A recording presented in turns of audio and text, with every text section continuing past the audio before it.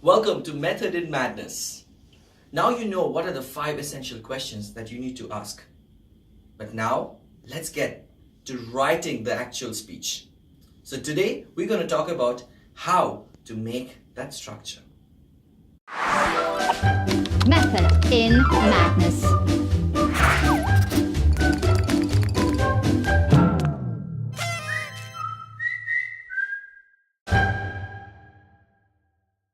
When you're asked to write a story or a speech, always divide your content into 3 parts: the opening, body, and the conclusion. Sounds simple, right? The opening, that's the first time you're going to grab your audience with a cracker opening and get their attention.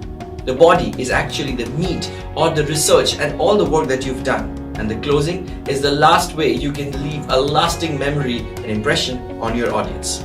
In the coming weeks, I'll tell you how you can make that cracker of an opening, that marvelous conclusion, and a great body. But don't go anywhere. You know why?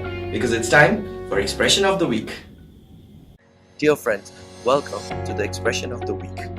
Today I'm standing at the birthplace of rhetoric. This is the place where rhetoric originated. So I thought, let me throw in some Greek expressions for the expression of the week. The expression of the week today is Herculean task. What does it mean? Herculean task means a task that is arduous and is almost impossible to finish. How did it originate? Hercules went to his king, and his king assigned him 12 tasks, which he immediately accepted. But only when he accepted, he realized all these tasks were extremely difficult and almost impossible to finish. He finished them successfully, but it wasn't easy. Since then, this phrase has been used to describe something that is arduous and almost impossible to finish. For example, building a bridge over that river is a Herculean task.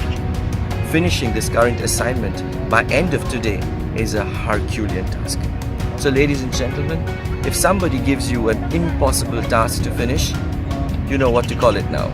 Try this and let me know what you think. See you next time.